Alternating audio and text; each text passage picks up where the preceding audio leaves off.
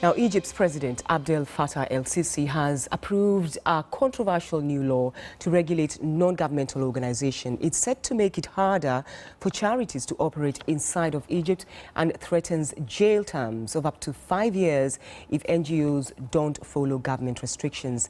Focus on Africa's Ibrahim Shehu Adamu reports. It's been 6 months since the Egyptian parliament passed a law regulating non-governmental organizations operating in the country.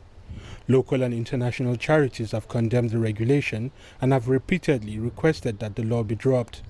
These pleas fell on deaf ears and President Sisi issued the law on Tuesday. They will now be restricted to developmental and social work.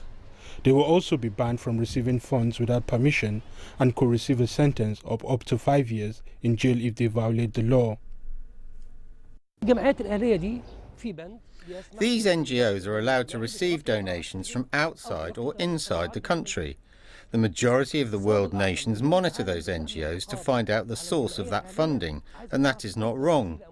Is it too much for the Egyptian state to know where these monies come from and where they will be spent? To protect the Egyptian state? NGOs say the law makes it harder for charities to operate. Many international organizations have already closed down their offices in Egypt over the past 3 years. Some of their representatives are facing trials, travel bans and asset freezes. The government accuses NGO workers of receiving foreign funds and engaging in activities which harm national security. This law is basically targeting the NGOs and organizations that provide services, not only human rights organizations. The state considers them as a potential threat, as a window for foreign intervention. These restrictions come amid fears that human rights and freedoms are being curtailed in Egypt. However, supporters of the law believe it's a necessary measure to put an end to activities which pose a threat to national security.